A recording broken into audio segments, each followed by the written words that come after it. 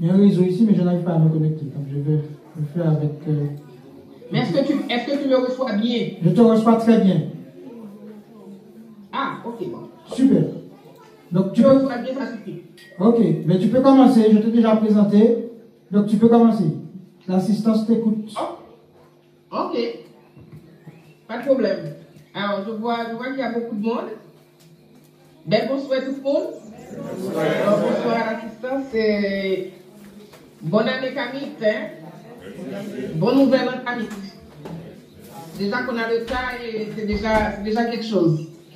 Bon, j'ai l'honneur de vous présenter ce soir une petite présentation, je vais dire. Je ne vais pas faire sa conférence, mais une petite présentation sur le sang. Alors, juste pour me présenter un peu, j'ai une formation en nursing, je suis infirmière clinicienne. Et j'ai toujours aimé l'anatomie, le corps humain, etc., la physiologie. Et ça m'a un petit peu plus accroché dans le contexte de la spiritualité par rapport au sang qui est l'élément énergétique, le flux énergétique de notre être, de notre organisme.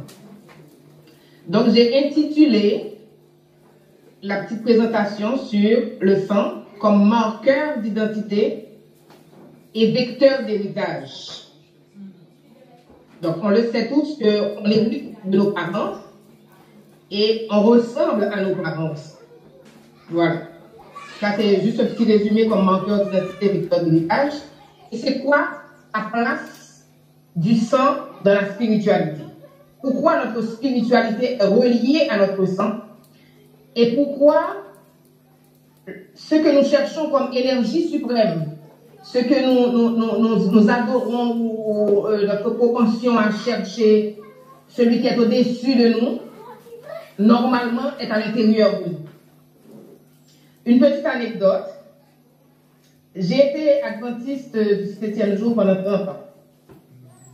J'ai quitté l'église adventiste en 2020 de façon officielle, mais en réalité, je me suis détachée de l'église adventiste depuis 2017.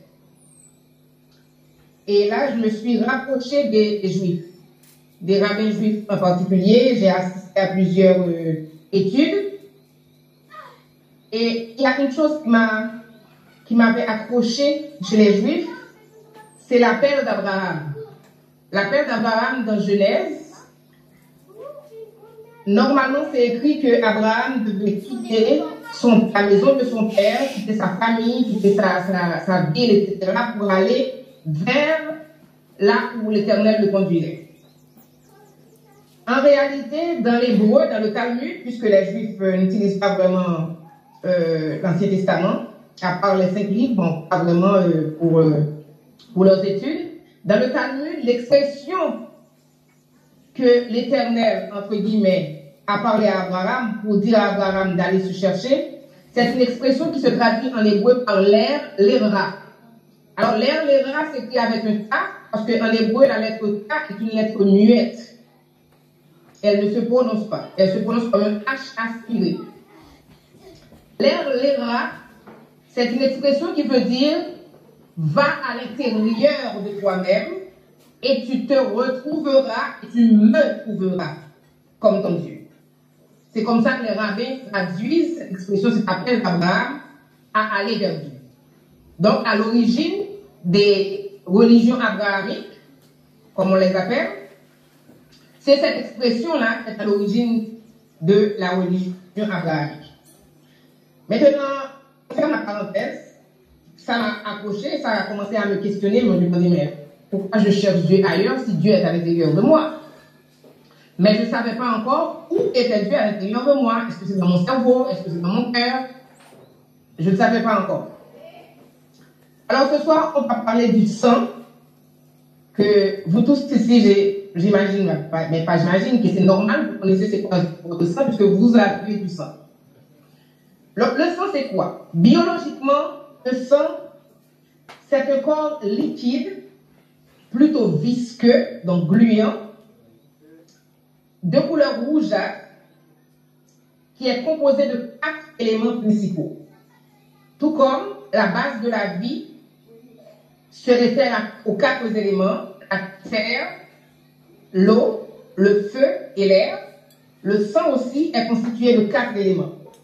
On a le plasma, les globules rouges, ce qu'on appelle les érythrocytes, les globules blancs, ce qu'on appelle des leucocytes, et les plaquettes ou les thrombocytes. Je vais vous demander de retenir que les globules rouges, qui sont entre guillemets les principales du sang et qui colorent le sang en rouge, n'ont pas de noyau. Je vais juste vous demander de retenir cela. Les globules rouges n'ont pas de noyau, donc ça voudrait dire que les globules rouges, entre guillemets, n'ont pas l'ADN nucléaire. Parce que l'ADN est dans le noyau des cellules. Je vais vite, mais c'est juste une petite parenthèse. Vous retenez que les globules rouges, pour les autres érythrocytes qui apportent l'oxygène aux différents tissus et qui nourrit le fœtus par le cordon ombilical, n'ont pas de noyau. Donc le sang, c'est la source d'énergie de l'organisme humain. Et en tant qu'humains, nous alimentons ce sang, nous maintenons ce sang, cette énergie, par ce que nous mangeons et ce que nous buvons. C'est ce qui détermine notre sang. Au-delà de l'héritage que nous avons reçu de nos mères, etc., il y a le maintenance. Voilà. Maintenant, d'où vient le sang? D'où vient le sang et comment le sang est-il marqueur d'identité? Donc, pour répondre à cette question, nous allons aller à l'origine de l'être humain. Et nous savons tous que nous venons de la fécondation d'une ovule, de notre mère, par le spermatozoïde de notre papa. Ces cellules, spermatozoïdes et ovules, biologiquement, dans le terme médical, on les appelle des cellules reproductrices ou des gamètes. Ces cellules sont les seules de l'organisme qui contiennent 23 chromosomes uniques au lieu de 23 paires de chromosomes. Les cellules gamètes. Je vais ouvrir une petite parenthèse numérologique sur cette affaire de 23 chromosomes. Je ne sais pas combien d'entre vous a déjà entendu parler de l'Ouroboros, le serpent qui mord sa queue, pour représenter le cosmos et la circularité de toute chose. Cette histoire de serpent qui mord sa queue, c'est une parenthèse numérologique. Je vais revenir sur les gamètes. 23 chromosomes, il va se mettre avec 23 chromosomes de maman, plus 23 chromosomes de papa. Ça va rétablir les 46 chromosomes de toutes les cellules humaines. 23, 2 plus 3 est égal à 5.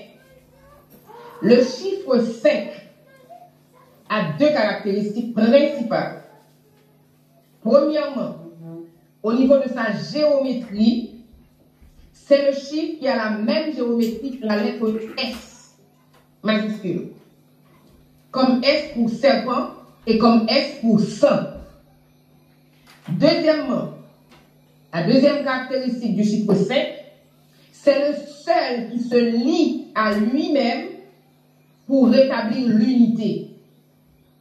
De tous les chiffres de 1 à 9, si on fait 1 plus 9, on va avoir 10, on rétablit l'unité. On fait 2 plus 8, on va avoir l'unité. On fait 3 plus 7, on va avoir l'unité. 4 plus 6 va vous amener à l'unité. Il y a juste le chiffre 5 qui ne se lie qu'à lui-même.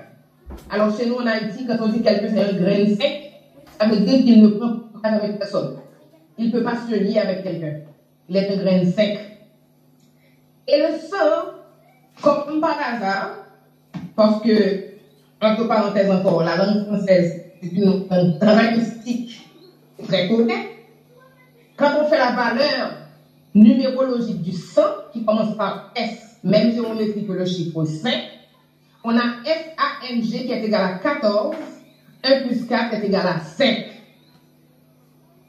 Donc le sang n'est compatible avec lui-même. Pour faire l'Ouroboros, et rétablir l'unité. Avant de fermer la parenthèse, par,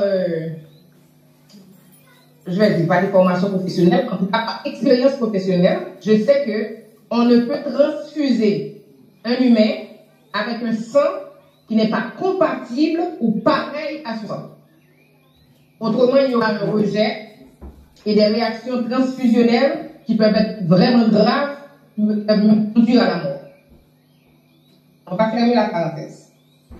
Donc, les cellules reproductrices, les gamètes, vont unifier, vont mettre ensemble chacune leurs 23 chromosomes de maman ou sein, 23 chromosomes de papa ou sein, ça va rétablir l'unité avec un être humain. Ça, c'est à l'origine de tout le monde.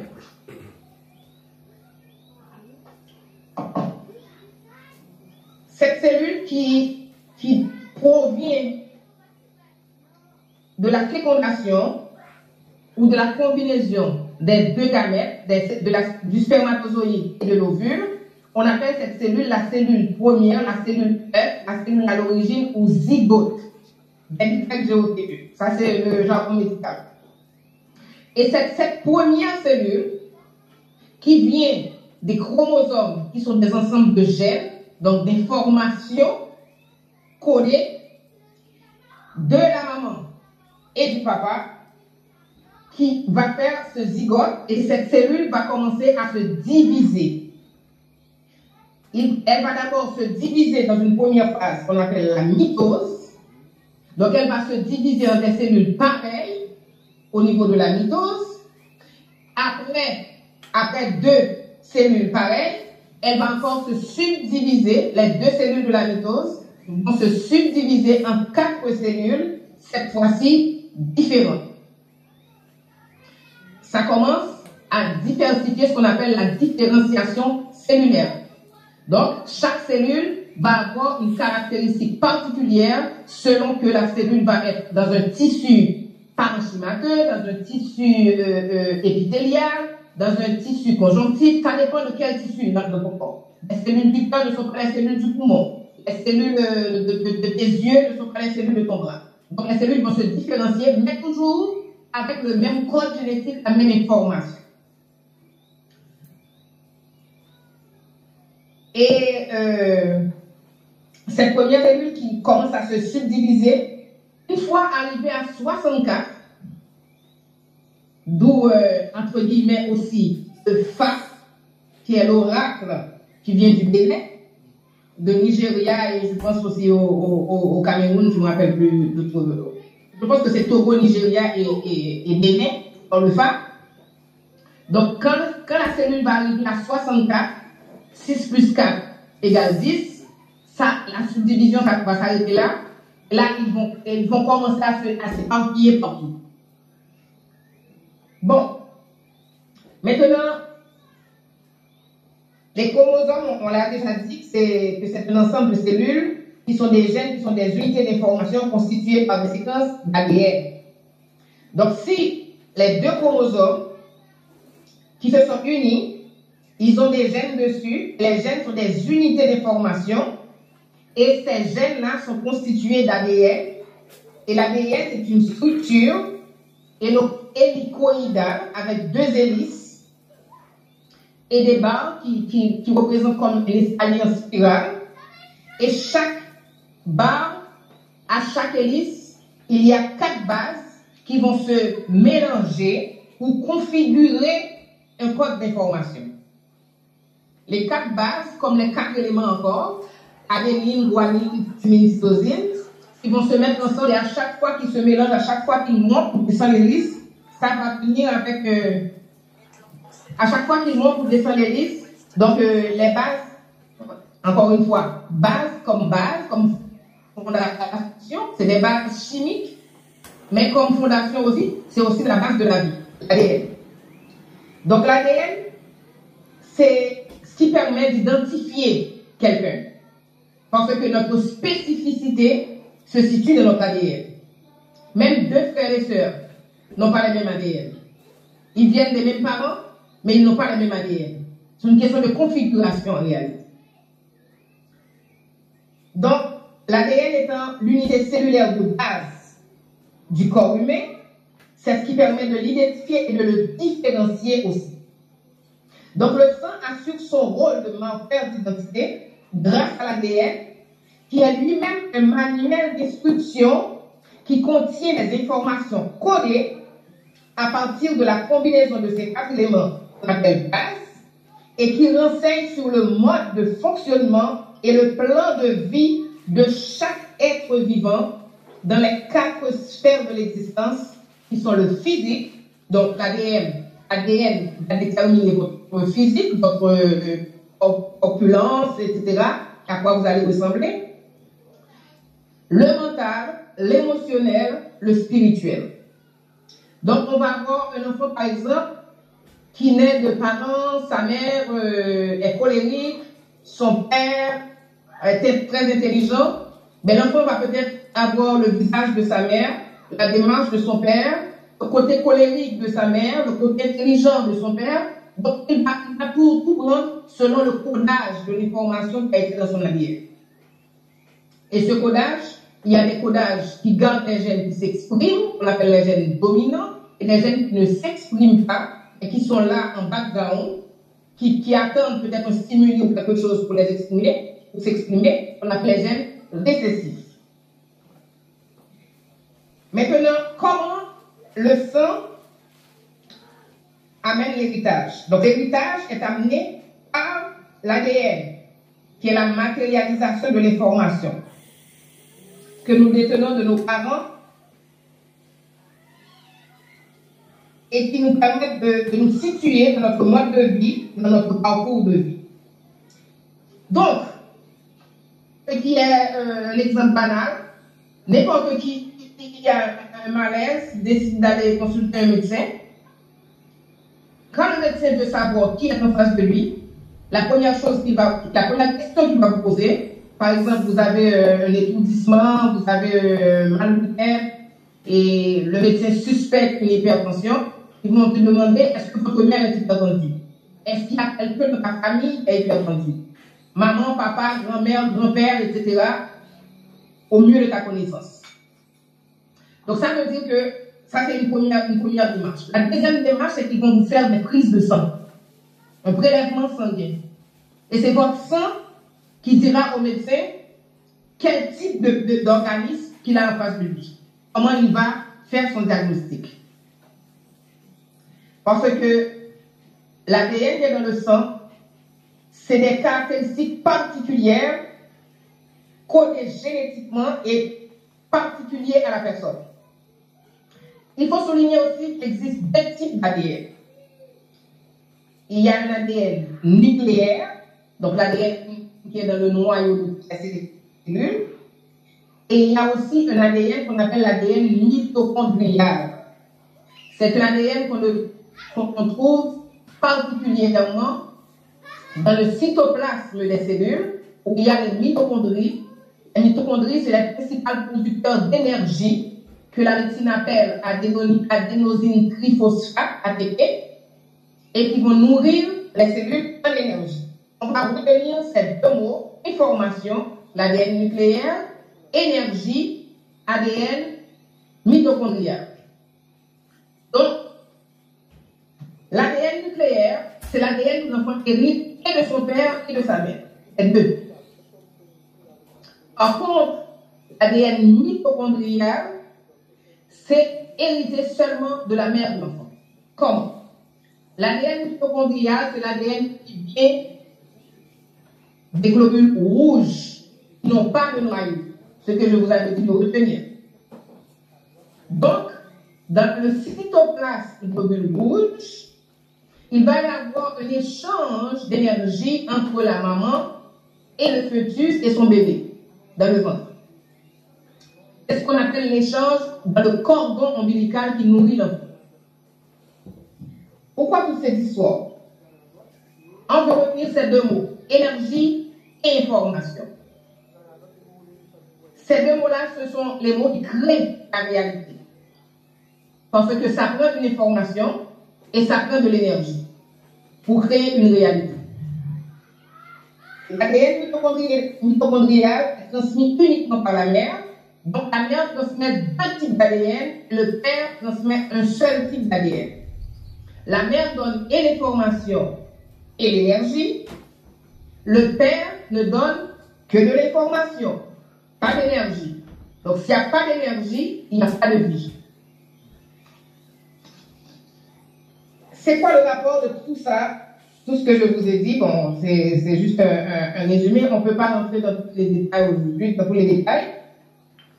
C'est quoi le rapport de tout ça avec la spiritualité? J'imagine que vous dites, ben, ok, elle veut en venir où là?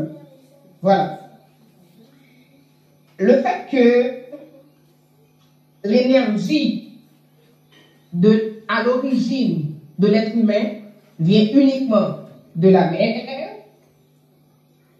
et l'information aussi vient de la mère, comme j'ai dit tantôt, c'est pas normal qu'une spiritualité ou une religion puisse nous présenter la source d'énergie, Dieu, comme notre Père.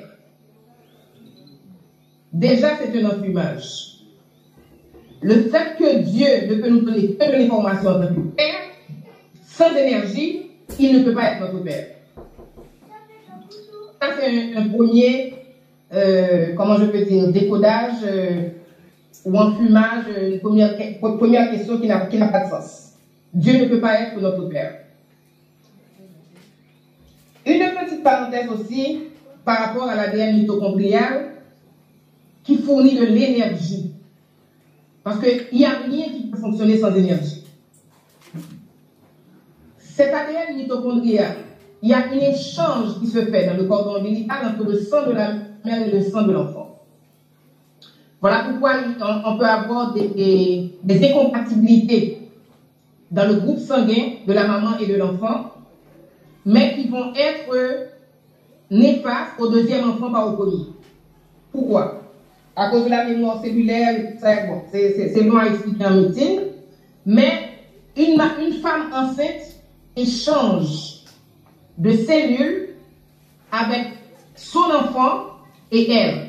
Ça veut dire quoi? Une femme qui a déjà été enceinte dans sa vie, même si la femme a avorté, elle garde en elle les cellules de son enfant qui, eux, proviennent des cellules de son papa.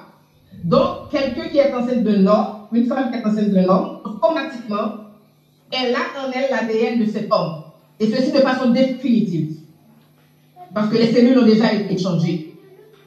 Pas seulement à partir du spermatozoïde, mais automatiquement qu'elle a été enceinte, les cellules du fœtus sont échangées avec les cellules de la maman qui se sont mélangées et définitivement cette femme a en elle les cellules de la maman de son mari, donc de sa belle-mère, de la mère de sa belle-mère, de la grand-mère de sa belle-mère, etc. En plus de cette maman. Alors la science appelle ça le microchimérisme. L'échange de cellules qui se fait au niveau du cordon ombilical, ces cellules qu'on appelle des cellules souches. Maintenant, si la mère donne les deux, donc la mère est l'actionnaire majoritaire dans le bagage génétique de l'enfant. D'où l'héritage est principalement matrilinéaire. C'est à partir de la maman. Jusqu'à aujourd'hui, chez les juifs, si ta mère n'est pas juive, on ne te reconnaît pas comme juif. Parce qu'on n'est pas sûr là. Bon. La base de la spiritualité, tout ça le rapport avec la spiritualité, c'est que dans le livre principal de référence qu'on appelle la Bible, je ne vais pas faire une étude biblique, je vais juste vous montrer que dans la Bible, ils ont codé cette histoire et c'est écrit dans la Bible. Alors j'avais oublié de vous dire que moi j'ai quitté l'église adventiste du 7e jour à partir de la Bible. C'est la Bible qui m'a mis dehors. À force de lire la Bible, j'ai découvert que c'était un enfumage au complet là. J'ai commencé à décoder, je vois, non, c'est pas normal. Voilà. On va comparer à quelque chose qui est écrit dans la Bible, qui nous prouve que le Dieu que nous cherchons est dans notre ADN et chez nos ancêtres. Parce que notre ADN vient de nos ancêtres.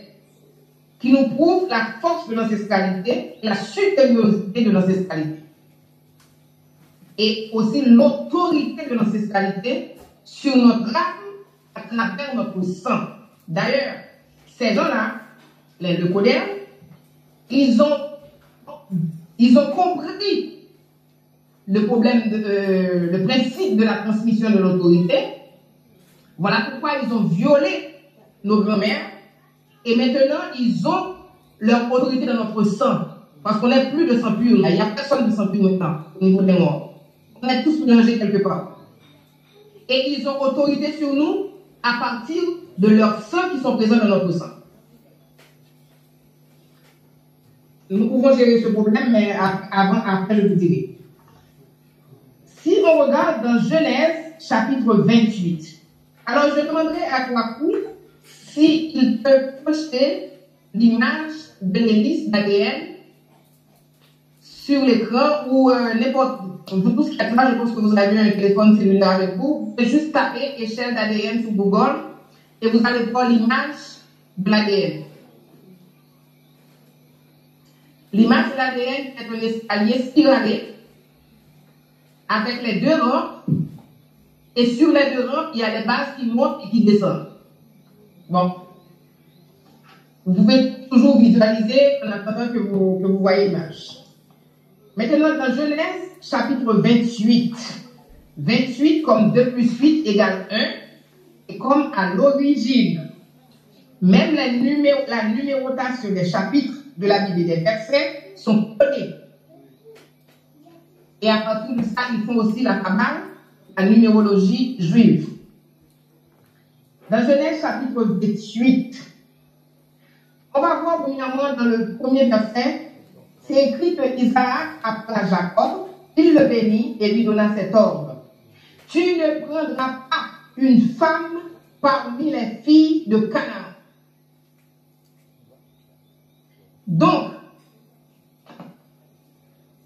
ça veut dire quoi de ne pas prendre une femme parmi les filles de Canaan?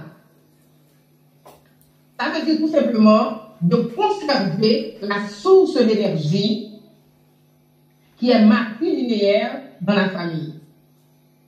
De la même façon que Isaac a été orienté vers une parente pour avoir Rebecca, sa femme, la maman de Jacob.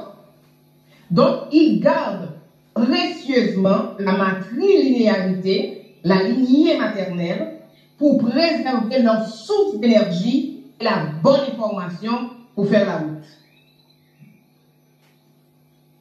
Il dit à Jacob, tu ne prendras pas une femme parmi les filles de Canaan. Lève-toi, va à Padan Aram, la maison de Bethuel, père de ta mère. C'est même pas le père de son père ou quoi que ce soit. À la maison de Bethuel, le père de ta mère. Prends-y une femme d'entre les filles de Laban, le frère de ta mère.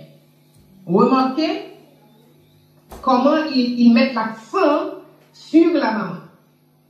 Et alors, c'est alors qu'il dit que le Dieu Tout-Puissant te bénisse, te rende fécond et te multiplie, afin que tu deviennes une multitude de peuples. Qu'il te donne la bénédiction d'Abraham en taille de postérité, etc. Et dans le verset 6, Ésaü, qui est le frère, il vit qu'Isaac avait béni Jacob et qu'il avait envoyé à Abraham pour y prendre une femme, et en le bénissant, il lui avait donné cet ordre.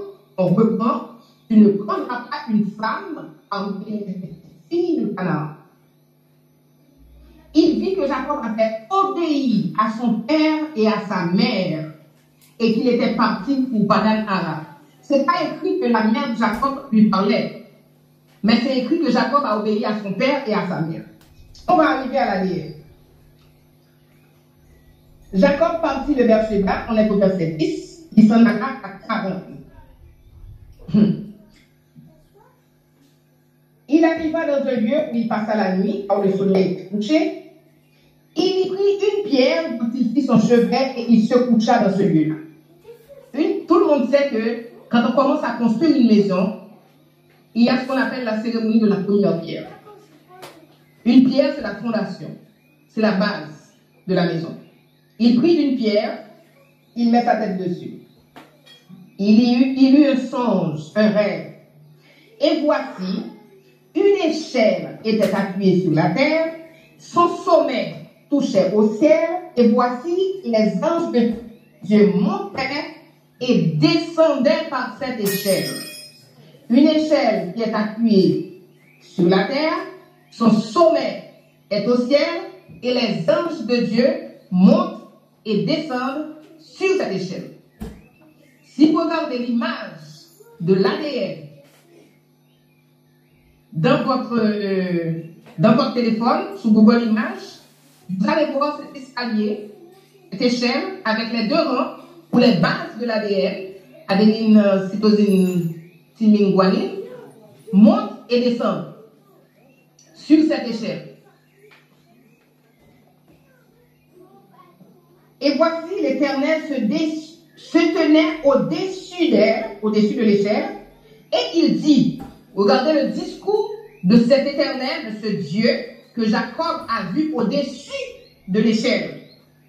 Le discours de ce Dieu, ce Dieu-là se présenta non pas comme le créateur de l'univers, celui qui a créé le ciel, la terre, etc., comme il s'est présenté soi-disant dans Exode chapitre 20. Voici, je suis celui qui a créé le ciel, la terre, les sources d'eau et blablabla. Il s'est présenté comme le Seigneur, le Dieu d'Abraham, ton père, et le Dieu d'Isaac. Ils n'ont pas dit le Dieu de Sarah, ta grand-mère, parce qu'ils sont dans un contexte de patriarcat. Pour imposer le patriarcat, alors qu'avant, il a orienté Jacob dans une femme d'abord, mais là, il est le Dieu d'Abraham et d'Isaac, ton père. Ça veut dire quoi? Je suis ce Dieu, cette feuille de route, cette information qui te vient de ton père et de ton grand-père. Donc le Dieu de ton ADN, le Dieu de ta lignée, le Dieu de ton ancêtre.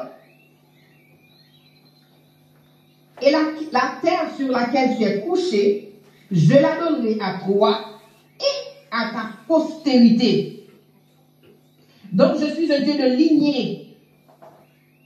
Je suis une autorité qui s'impose et qui s'établit à travers une chaîne d'informations qu'on appelle la lignée. Et ce Dieu-là dit, ta postérité sera comme la poussière de la terre et tu t'étendras à l'Occident, etc. Bon, on ne va pas aller trop loin, mais remarquez que pour avoir l'héritage de la terre où vous vous tenez, vous n'avez pas le choix de vous soumettre à vos ancêtres qui sont les propriétaires de la terre et qui vous ont transmis les formations et l'énergie pour vivre sur cette terre. Jacob eut peur dans le verset 17, c'est là que se trouve le secret. Dans verset 17, Jacob eut peur et il dit que ce lieu est redoutable. C'est ici que Dieu habite et moi je ne le savais pas. Donc Dieu est ici sous cette échelle à deux rangs où les anges, entre guillemets, les bases de l'ADN montent et descendent. Donc c'est ici que Dieu est et moi je ne le savais pas. Donc je cherche un Dieu partout ailleurs alors que Dieu est dans mon ADN, dans mon code génétique, dans les formations qui m'est particulièrement adressée pour mon chemin de vie et ma mission de vie à travers le sang de mes ancêtres, le sang de ma mère, de mon père, particulièrement de mes ancêtres maternels, qui me fournissent et les formations et l'énergie pour mon chemin de vie, et de mes ancêtres paternels qui me donnent l'instruction, les formations, où aller et quoi faire. Ça veut dire quoi? Aussi longtemps que on continue à s'alimenter ou à s'accrocher à la source d'énergie, premièrement, qui n'est pas notre mère, on nous dit que Dieu est notre père, ça fait un. Et deuxièmement, remarquez que dans toutes les religions, il y a toujours un accès sur le sang. Dans le christianisme, ils vous disent que la puissance est dans le sang de Jésus. Et ce qu'ils vous font, c'est une transfusion spirituelle du sang de Jésus qui remplace votre sang et qui vous fait appartenir maintenant à une lignée qui n'est pas votre lignée, qui n'a rien à voir avec vous. C'est comme si on arrivait à l'hôpital, on vous transfuse avec une groupe sanguine qui n'est pas votre groupe sanguin. D'où tous les problèmes de blocage, de dérangement. On n'arrive pas à faire ce qu'on doit faire, on n'arrive pas à aller là où on doit aller, on n'arrive pas à réussir. Pourquoi? Parce qu'on n'est pas sur notre chemin de vie. On est en sortie de route. Parce qu'on n'est pas alimenté avec la bonne énergie et on n'a pas la bonne information. C'est comme on vous donne une auto flambant neuf, mais l'essence n'est pas la bonne essence. C'est un auto qui roule au diesel, et ils vous ont mis de la gasoline à l'intérieur. Ou il n'y a pas d'essence du tout, ou ils vous ont mis la mauvaise essence. De toute façon, vous êtes mal pris avec cette auto-là. Voilà pourquoi à chaque fois que vous vous connectez aux ancêtres des autres et vous négligez l'information qui est dans votre sang, qui est propre à vous-même, le codage, le code génétique, votre code génétique, qui vous dit quoi faire, où aller et qu'est-ce que vous êtes venu faire, qui vous représentez et c'est quoi le projet à continuer, et bien automatiquement vous avez la mauvaise information parce que vous vous connectez aux ancêtres des autres et vous avez aussi la mauvaise énergie. Vous n'avez ni la bonne énergie, ni la bonne information parce que l'énergie vient de l'ADN mitochondrial de la maman et l'information vient de la mère et du père. Donc, on n'arrive pas à s'identifier correctement et on n'arrive pas non plus à s'accaparer ou à retrouver notre héritage. Pourquoi? Parce qu'on est en sortie de route. On est en dehors de ce que nous sommes et de ce que nous devons faire. Et de là, on ne peut avoir ce qui nous appartient parce qu'on est mal codé. Du moins, on n'est pas au courant du codage de notre organisme. Donc, tout ça, c'était pour amener, marier la biologie, la science avec le concept spirituel et décoder un peu. Mais je pourrais aller encore plus loin dans la Bible. Chaque fois qu'il parle de Dieu, il parle toujours du Dieu de nos ancêtres. Il parle toujours le Dieu de nos ancêtres, le Dieu d'Abraham, le Dieu d'Isaac, le Dieu de Jacob. Et Jacob a réalisé que ce Dieu-là, là où il habite, qu'on appelle la porte du ciel, après ce lieu Bethel, c'est la porte du ciel, il a dit que c'est là que Dieu habite, la maison de Dieu, maison est Dieu. Donc la maison de Dieu, c'est sur l'échelle de l'ADN. L'échelle hélicoïdale où les anges montent et descendent. C'est là que Dieu habite. C'est là que Dieu amène l'information et l'énergie nécessaire à la vie. Et si on a un peu de temps, on peut aller encore dans Jérémie 35. Vous allez voir que quand Dieu voulait montrer alors leur Dieu à ce peuple-là, c'est un peuple rebelle qui a fait fausse route, il est venu avec l'histoire des Réchabites. Les Réchabites dans Jérémie 35, c'est un peuple qui descend d'un ancêtre qui s'appelle Jonadab. Et a dit à Jérémie, appelle les Réchabites et dis-leur de boire du vin et de construire des maisons. Les Réchabites ont dit non, jamais. On ne peut pas faire ça parce que nos ancêtres nous ont donné l'ordre de ne jamais construire de maison. Nous habitons sous des tentes. Nous habitons sous des tentes, nous ne construisons pas de maison. Et nos ancêtres ne nous permettent pas de boire le vin. On ne peut pas prendre l'alcool. Alors, dans la Bible, l'Éternel dit à Jérémie, remarquez comment ces gens-là, ils restent fidèles à l'enseignement de leurs ancêtres et vous refusez de m'obéir. De sorte que Dieu s'identifie en tant qu'ancêtre par rapport au peuple. Donc, toute l'importance de l'ancestralité. Si vous négligez vos ancêtres, automatiquement, vous brouillez votre piste. Vous brouillez votre fréquence. vous brouillez votre vibration et vous brouillez votre vie. Tout va aller de travers parce que vos enfants ne se reconnaissent pas, vous-même vous ne vous reconnaissez pas. Vous ne savez pas qui vous êtes et vous n'êtes pas connecté à la bonne énergie. Et vos enfants non plus. Et de génération en génération, c'est comme ça que ça finit par être dévié complètement. Et voilà d'où ces gens-là ont l'autorité sur nous et prennent la place qu'ils ne devraient pas avoir, tout simplement parce qu'on n'est pas à la bonne source d'énergie. On n'a pas le bon panneau d'information. Excuse-moi, 2 secondes. Voilà. Excuse-moi, 2 secondes. Il y a une Dacia qui gêne à l'entrée. Ça empêche la propriétaire d'entrer. Il y a une Dacia qui gêne à l'entrée. Non, je n'ai pas le numéro. Juste à l'entrée, il y a une Dacia qui gêne. Merci. Vas-y, continue. Vas-y, continue. Moi, je peux m'arrêter là. S'il y a des questions, je vais répondre des questions. J'ai beaucoup de choses à dire, mais je vais voir par rapport aux questions. D'accord, donc merci beaucoup pour ton exposé. Donc, si on retient bien, c'est la maman qui compte. Hein? Non, c'est bien. C'est l'énergie, c'est la maman. L'énergie et l'information. Mais l'énergie sans l'information ne fonctionne pas non plus. C'est quoi la question? Non, ce n'était pas la question. Je résumais, je ne sais pas si tu m'entends, je disais que finalement c'est la maman l'important. Ben oui. Le père est important aussi, mais c'est la maman qui est la fondation, la base. Parce qu'elle a les deux, elle a et l'information et l'énergie. Le père n'a pas d'énergie. Le père n'a pas d'énergie. Le père ne fournit pas l'énergie. D'accord. Bon. Non, on peut se mettre à la poubelle. On peut se mettre à la poubelle. Non, pas du tout. Pas du tout, parce que si on a l'information sans l'énergie, ça ne sert à rien, mais si on a l'énergie, on n'a pas l'information non plus, et ça ne sert à rien non plus. Pour la complémentarité. D'accord. L'un ne va pas sans l'autre. Voilà. Alors, qui a des questions? Je passe le micro. Qui a des questions?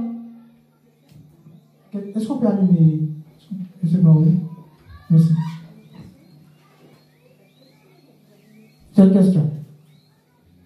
Je ne sais pas si elle va t'entendre là, mais j'espère.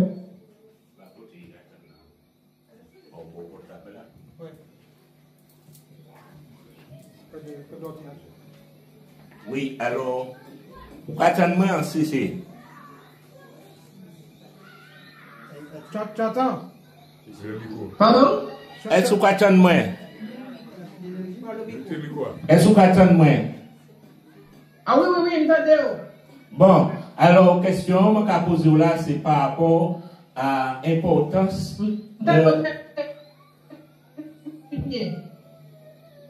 Hein? Oh, papa, il y a un truc là. Tu entends ou pas?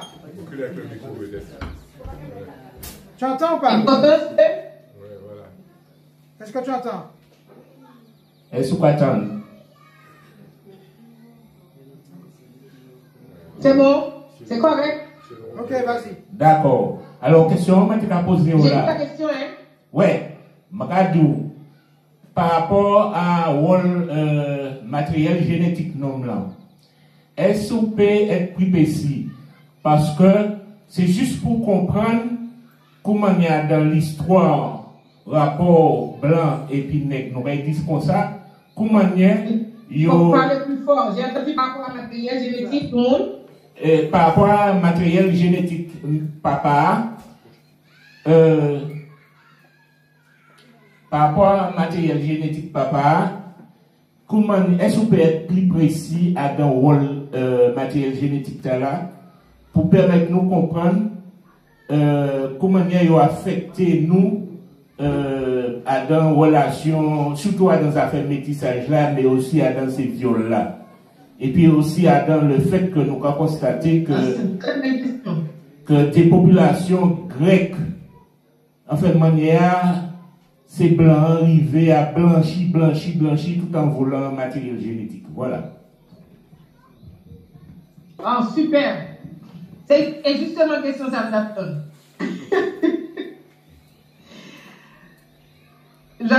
question effectivement parce que c'est vraiment la base de la suprématie de ces gens-là et comment nos pharaons, nos rois et notre peuple est rendu esclaves de ces gens-là. Alors justement, cette histoire de métissage, ce que ça fait une dilution génétique. Et en plus de la dilution génétique, ils ont commencé justement avec le métissage. Ils ont commencé avec le métissage, selon il y a un code de la Bible aussi, quand Jacob gardait les troupeaux de Laban, et que Laban ne voulait pas lui payer, il a dit à Laban, pas de problème. Les moutons t'achetaient pour être à moi, et il a fait un croisement pour s'enrichir. Tout a commencé avec ce croisement-là. C'est le coderme, c'est blanc. Bon, je sais qu'il y a des gens qui vont protester, qui vont dire, mais non, ils sont des humains comme nous, etc. Mais c'est prouvé maintenant qu'ils ont regardé le matériel génétique de trois personnes. Je ne me rappelle plus, je pense qu'il y en avait un qui sortait de l'Europe, etc. Il y a une dame qui parle très bien de ça, elle est docteure en neurosciences. Elle s'appelle Florence Pousset. Si vous voulez taper son nom, vous allez avoir l'information beaucoup plus détaillée. Elle est docteure en neurosciences et elle est essentiellement spiritualiste. Elle fait beaucoup le lien entre la spiritualité et la science. Et ils ont découvert que le matériel génétique de ces trois personnes-là qu'ils ont étudiées, il y en a un qui n'avait pas le génome humain tel qu'on le connaît. Parce que notre ADN que nous avons là maintenant, ça a été dilué et mélangé par le métissage. Et notre chute aussi, notre déchéance en tant que peuple, c'est venu avec le métissage. Pourquoi? Parce que ces gens-là ont compris que celui qui donne le gène, G-E-N-E ou le chromosome, il a autorité automatiquement, il dicte l'information et il a autorité sur sa descendance. Donc, ils ont commencé à violer nos grands-mères quand ils sont venus, c'est la première chose qu'ils ont fait. Et notre déchéance a commencé par la première femme violée. Qui ainsi de suite, a continué à traverser l'information, on dit bien l'information, pas l'énergie, aux descendants. Ce qu'ils ont fait après, ils ont commencé par soumettre leurs femmes, certaines femmes de leur race, à les donner au pharaon pour que le pharaon puisse les coucher et avoir l'énergie maintenant. Donc ils ont fait le croisement de les deux sens. Ils ont fait le croisement et par les hommes qui violaient les femmes et par les femmes qui se prostituaient au pharaon. D'où leur autorité de notre sang et la dilution, la faiblesse, la perte de l'énergie de notre race et de notre peuple. Et ça a continué, non seulement par le métissage, qui est considéré comme un pont. Les métis sont un vrai pont entre le noir et le blanc. Et à chaque fois que le noir veut atteindre, le blanc veut atteindre le noir, parce qu'il y en a qui ont conservé des traits dominants de leur mère en particulier, au niveau énergétique, et qui sont en train d'affaiblir, de diminuer jusqu'à rendre inopérable la force du blanc dans nos sangs. Ça, c'est une autre technique pour faire comment nourrir le bon côté ancestral que nous avons pour affaiblir, même inopérable, le mauvais côté que nous avons dans notre sang. Parce que on peut parler dans cette méritants, ça ne veut pas dire que les ancêtres non méritants n'ont pas autorité sur nous. Mais oui, c'est eux qui créent les traîtres parmi nous. Les gens à basse moralité. C'est hérité de leur sang. Chez nous, on appelle ça les sangs sales. Donc, le métissage et la dilution génétique, c'est le principe renier de leur domination, pour établir leur domination sur nous et pour nous soumettre jusqu'à l'esclavage. Aujourd'hui encore, vous pouvez voir parmi nous, il y a des gens qui sont vraiment déterminés à reprendre l'autorité sur leur propre âme, sur leur propre esprit, sur leur tête. Mais il y en a encore qui sont assez fainéants, qui disent ah, non, c'est trop, et ils vont nous mettre en prison, ils vont nous tuer, ils vont nous ci, ils vont nous ça, qui commencent, c'est pas de leur faute. C'est pas de leur faute. C'est quel gène qui s'exprime chez eux. C'est quel gène qu'ils ont nourri. Parce qu'avec l'épigénétique aussi, hein, qu'ils disent qu'ils commencent à découvrir, etc. Mais en réalité, l'épigénétique, c'est la science ancestrale, tout simplement. Mais c'est maintenant qu'ils commencent à découvrir qu'on peut nourrir certains gènes, on peut les forcer à s'exprimer, ou comme on peut les faire taire. Avec des pratiques de discipline, ou bien des pratiques de violence, ou bien des pratiques de méditation. Dans les deux sens, on peut agir sur les gènes. Parce que l'information codée, pour que l'information devienne réalité, il faut qu'il puisse s'accoupler avec l'énergie. Or, la source d'énergie, nous pouvons la définir, la redéfinir comme nous voulons. Comment la définir et la redéfinir? Parce que nous mangeons essentiellement. Si vous remarquez que, en réalité, c'est les deux sphères que les grands de ce monde contrôlent le plus, c'est la sphère de l'alimentation, donc la source de l'énergie, et la sphère de l'information, ce sont les médias, la télévision, tout ce qu'ils nous disent, etc., sur Google, l'intelligence artificielle qui nous raconte des choses. Une fois qu'ils contrôlent l'information et l'alimentation, ils contrôlent notre sang et notre cœur. D'ailleurs, c'est pour cela que les cavités du cœur sont appelées des ventricules et des oreillettes. Les ventricules, c'est de là que le sang vient pour aller alimenter partout, il passe dans les artères. Les oreillettes, c'est le sang qui provient des veines. Donc, les oreillettes, ça donne l'information par les oreilles, ce que nous entendons. Les ventricules, ça donne l'énergie par notre ventre, ce que nous mangeons. Donc, si nous voulons avoir le contrôle de notre cœur, le contrôle de notre sang, le contrôle de notre être entier, nous devons nous contrôler à partir de ce que nous mangeons, qui normalement devrait pousser dans notre terre, parce que c'est l'énergie qui nous est appropriée, c'est la bonne énergie. C'est pas comme si nous voulons diesel et puis nous mettons de gasoline, donc c'est la nourriture importée.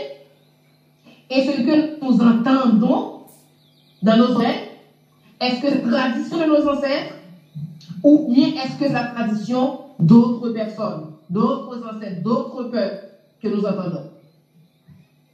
On revient encore à l'information et à l'énergie. Les oreillettes, les ventricules. Une fois qu'ils contrôlent ce que nous mangeons et ce que nous entendons, c'est fini. Il ne reste plus rien. Le reste, là, c'est de la littérature. Voilà. Donc, le métissage, c'est comme ça qu'ils ont commencé à compléter, de rentrer les formations dans notre code d'éthique. L'éthique par les femmes blanches prostituées se sont prostituées à nos pharaons. Donc, continuer le métissage, c'est comme leur donner encore plus d'autorité. Je ne sais pas si ça répond à la question de monsieur, du frère. D'accord. Est-ce qu'il y a d'autres questions? Rapproche-toi, viens poser ta question. Bonsoir. En fait, moi, c'est une remarque. J'aurais aimé, enfin, vous êtes parti vous avez cité un verset de la Bible, alors je ne me souviens pas duquel, hein, mais où vous dites que, en fait, on a dit aux Juifs qu'ils ne se marieraient pas avec une fille de Canaan. Il me semble que c'est ce qui explique la négrophobie qui existe parmi les Juifs, les peuples sémites et les peuples caucasiens, sans qu'ils avouent que c'est sur la Bible qu'il repose. Et donc, voilà, donc je voulais dire ça. Et puis, voilà, donc, est-ce qu'on donne du... J'ai pas bien compris la question. J'ai juste entendu la partie où les Juifs ne pouvaient pas se marier aux filles de Canaan. Oui, voilà. Le reste, c'était quoi? Et donc, est-ce que c'est ce qui explique la négrophobie qui existe parmi les peuples sémites et caucasiens, sans qu'ils ne justifient que c'est sur la Bible que ça repose? Et en fait, ce que je voudrais dire aussi, c'est que si on donne du crédit à ça, c'est qu'on considère que la Bible est une vérité, ça a été écrit par Dieu. Enfin, ils considèrent que ça a été écrit par Dieu. Or, la Bible, rien ne prouve que c'est une parole divine. Ça a été écrit par les hommes. Bon, la définition même de Dieu, si vous réalisez que, dès le début, je vous ai dit déjà que cette histoire de Dieu, en réalité, ce n'est pas quelque chose qui existe du tout. Il n'y a pas un Dieu qui existe quelque part. À chacun son Dieu, à chacun son information, à chacun son code génétique. Maintenant, ce qui est exposé ici, c'est le principe de l'autorité, le principe de la transmission de l'autorité, le principe de l'être humain en général, reconnu par la science. Alors, ce qu'ils appellent science. Donc, c'est ce principe qui est codé et qui est écrit ici sous le nom de Dieu, mais en réalité, il n'y a pas de Dieu qui existe nulle part. C'est juste pour vous dire en catimini, entre guillemets, en filigrane, que en réalité, ce que vous appelez Dieu, c'est Adonai, ADN, votre ADN. Parce qu'en hébreu, il n'y a pas de voyelle, le voyelle ne se prononce pas. Quand on appelle Dieu Adonai, c'est ADN tout simplement. C'est juste pour vous dire que votre Dieu est dans le ADN. Mais comme les gens ils vont prendre la lecture de façon littérale, alors ils vont dire que, ah oui, c'est Dieu que Jacob a vu. En réalité, ce que vous appelez Dieu, c'est l'autorité suprême, c'est l'énergie suprême. Ce n'est pas un Dieu en réalité qui s'appelle Yahweh, qui s'appelle quoi que ce soit. D'ailleurs, si vous tournez la Bible, vous pouvez passer sur toutes les pages de la Bible, vous n'allez jamais voir le nom Adonai. Ce n'est pas dans la Bible. Je ne sais pas si ça répond à ta question. Et je pense que la sœur a parlé aussi de xénophobie. En réalité, la xénophobie, s'il y a des gens xénophobes, ce sont ces gens-là qui sont xénophobes, entre guillemets, mais ils ne sont pas vraiment xénophobes parce qu'ils veulent fortifier leur race. Et s'ils sont rendus aujourd'hui avec un peu de force, c'est à cause de nous. C'est nos femmes qui leur ont transmis de l'énergie pour qu'ils soient ce qu'ils sont aujourd'hui. Au début, c'était des gens vraiment faibles et ils sont encore, malgré tout, ils sont restés faibles. Voilà. Merci. Voilà, on va prendre 2 questions parce que sinon on va prendre autre. Vas-y, approche-toi pour poser ta question. C'est pas une question, c'est juste peut-être un élément de réponse pour la dame. Par rapport à cette histoire de xénophobie. Non, mais la dame qui a posé la question. Sorry. Oui, alors du coup, c'est juste peut-être pour donner un élément de réponse par rapport à la question de la dame, succinctement. Cette histoire de xénophobie qui viendrait de la Bible, me semble-t-il. Négrophobie, enfin, tout ce que vous voulez, mais du coup, viendrait, me semble-t-il, de ce qu'on appelle la malédiction de Cam, où Noé aurait répudié Cam, donc Camite, parce que son fils l'aurait vu notamment nu, etc., quand il sortirait de la tente. Et je n'entends pas la question. Non, c'est pas une question. Ce n'est pas une question. Ce n'est pas une question. C'est peut-être un élément de réponse à la question qui a été posée, qui a été posée précédemment sur le fait que dans la Bible, il y aurait une base selon laquelle les Juifs, par exemple, se reposent sur pour leur négrophobie et les autres peuples vis-à-vis de nous. Donc du coup, me semble-t-il que ça vient notamment de la malédiction de Cam, donc Cam pour Camite, Cam qui était l'un des fils de Noé, et que son père aurait répudié parce que Cam aurait vu son père nu en entrant dans l'attente. Voilà. Oh, ça j'aime ça. Je pourrais faire une notion par rapport à ça voilà. aussi. Je pourrais faire une ouverture par rapport à ça parce que normalement, en réalité, Cam n'a pas été maudit. C'est pas Cam qui a été maudit. Parce que Cam a vu, quand ils disent que Cam a vu la nudité de son père, c'est tout à fait normal que c'est Cam qui voit la nudité du père. Pourquoi? Parce que Cam veut dire brûler. Le père, c'est la lumière du soleil. Donc Cam était sous la tente. Si vous regardez dans Genèse, quand on a parlé de la malédiction, on dit que Cam était sous la tente. Donc Cam était à l'intérieur de la maison, au sein du soleil. Voilà pourquoi il est sorti brûlé. Il était exposé au soleil. Et ce qu'il a vu, qu'on appelle la nudité du Père, c'est la sagesse suprême de Dieu. De l'énergie suprême. Donc Cam a eu l'information de base de l'énergie suprême. Et il a eu l'énergie aussi, parce que l'énergie suprême, il est à la fois homme et femme. Il n'est pas juste un homme. Et deuxièmement, la malédiction, ça confirme aussi le code génétique et la transmission de l'autorité et de l'information de l'énergie. Vous remarquez que c'est Cam qui a découvert, entre guillemets, la nudité du Père, ce qui est normal. D'ailleurs, dans Proverbe 25, verset 2, il est écrit que la gloire de Dieu, c'est de cacher les choses, et la gloire des rois, c'est de les révéler. Donc, ce qu'on est venu faire en tant que fils de Dieu, on est venu pour révéler Dieu, pour cristalliser le divin qui est à l'intérieur de nous, d'où le nom Christ qu'ils ont donné à Jésus. C'est de rendre visible la divinité, l'autorité divine, la sagesse divine qui est à l'intérieur de nous, la cristalliser et le rendre évident, donc le mettre à nu. On est là pour mettre à nu la divinité. Donc ce que Cam a fait, donc ils ont dit que Cam a été maudit à cause de ça, mais Cam n'a pas été maudit. Celui qui a été maudit, c'est le fils de Cam qui n'était même pas né encore. C'est la progéniture de Cam qui a été maudit, qui est Canaan. Canaan est le fils de Cam, c'est lui qui a été maudit.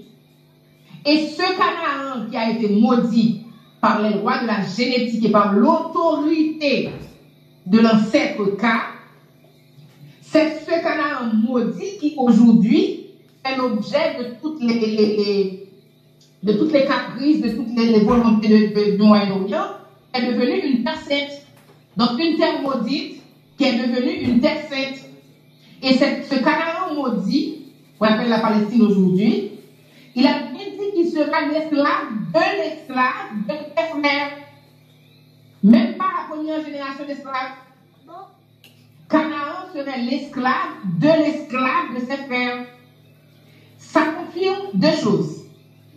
Premièrement, Cam n'a pas été maudit. C'est Canaan qui a été maudit, donc la descendance de Cam. Deuxièmement, Canaan est passé de maudit à béni, puisque maintenant c'est la terre sainte. Et normalement c'est la terre maudite. Et troisièmement, ça dément aussi, ça apporte un démenti au fait que ces gens-là disent qu'ils étaient esclaves en Égypte. Donc c'est pour bien Noé était sourd, il l'a noté, parce que tu ne peux pas être esclave de Cam, puisque la malédiction est sur Canaan, qui normalement doit être ton esclave. Comment se fait-il que Cam devient maintenant ton colon? Comment tu étais esclave en Égypte? Puisque l'Égypte c'est Cam. Donc ça veut dire que la malédiction ne tient pas de toute façon. Et troisièmement, même si la malédiction devait venir, à ce moment c'était vrai, c'est écrit aussi dans la Bible que la malédiction ne dure que 4 générations. Après la 4e génération, c'est fini. Ça fait plus de milliers de générations que Cam a été maudit. Pourquoi on est encore maudit aujourd'hui? Donc de toute façon, ça ne tient pas la route. Ça ne tient pas la route ni par rapport à la nudité, ni par rapport à l'esclavage, ni par rapport à la malédiction. Voilà. Merci. Merci beaucoup. On va terminer avec ton intervention. Tu m'entends? Tu m'entends? Oui, je peux terminer. Oui. Oui. Donc, on a terminé avec ton intervention. te remercie grandement. Donc, un grand merci.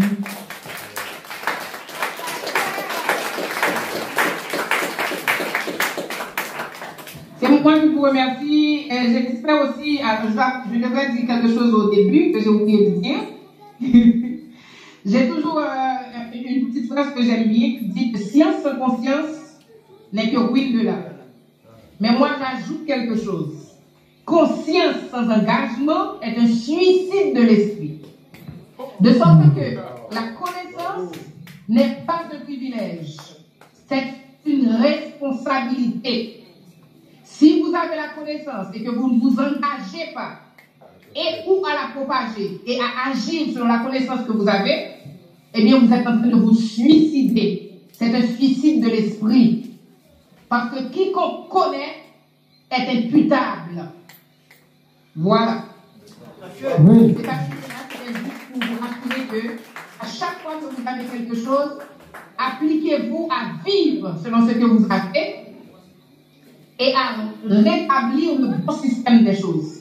Parce qu'aussi longtemps que vous allez avoir la connaissance et agir d'une façon qui soit contraire à cette connaissance, vous allez vous mettre dans des conflits qui ne finiront jamais et vous allez être bloqué dans ce que vous faites.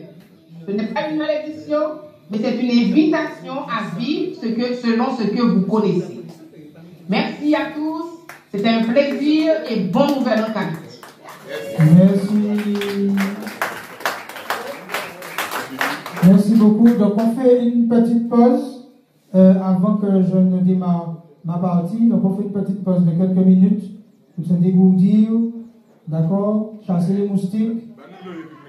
Alors, pas sur WhatsApp, sur TikTok, Femme la Jet. Femme la Jet sur TikTok. Voilà, donc elle intervient quasiment tous les dimanches après-midi sur notre live et chaque fois c'est une richesse extraordinaire. Donc merci encore Femme la Jet, merci de ta participation, merci de ta contribution à l'engagement, à la responsabilité de l'esprit.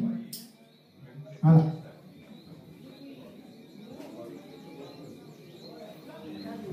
Tu nous entends toujours? Oui, je t'entends maintenant, mais avant, je ne t'ai pas entendu. Oui, donc, je te disais merci de ton engagement pour l'ouverture de notre esprit. Donc, on a terminé avec ta partie. Donc, merci beaucoup.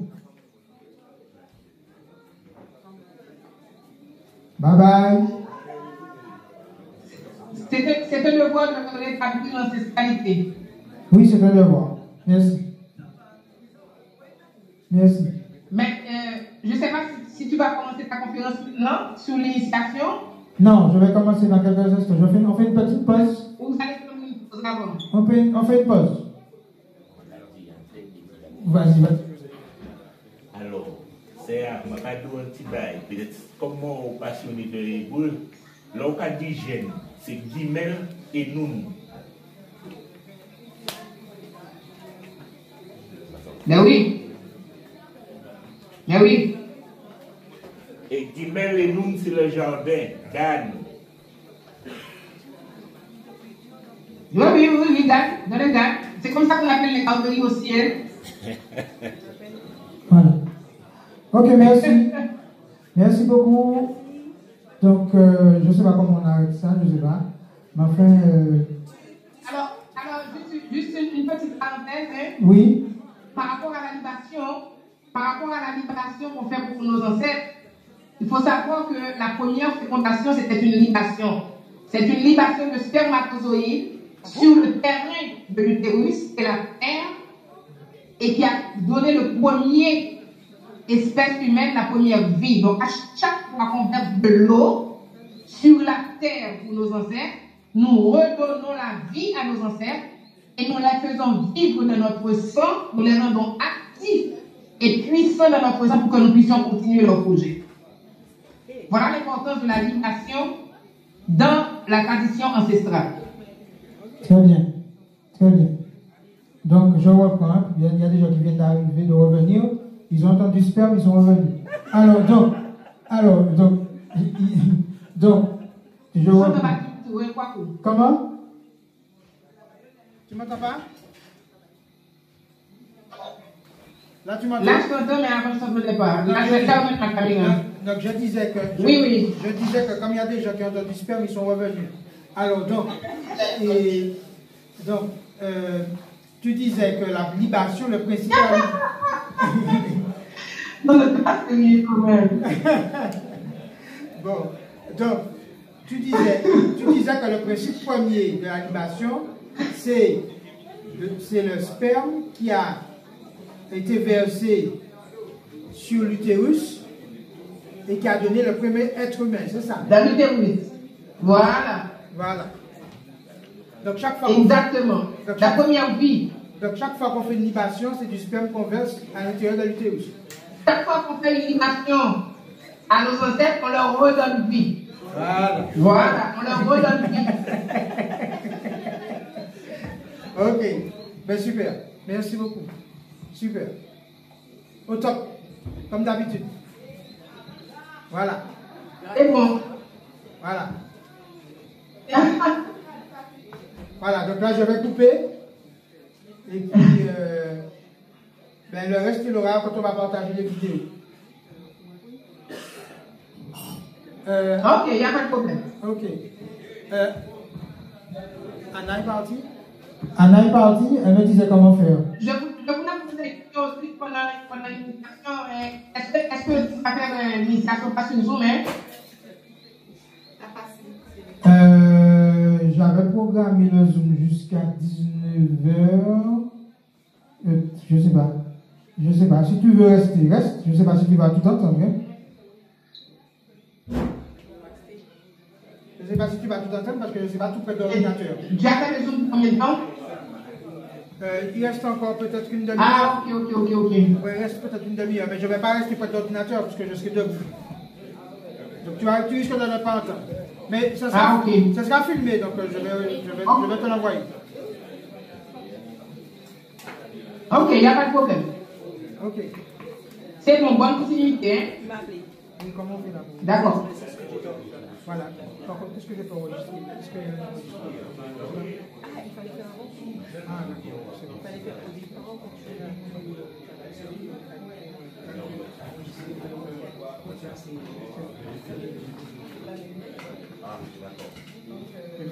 Oui.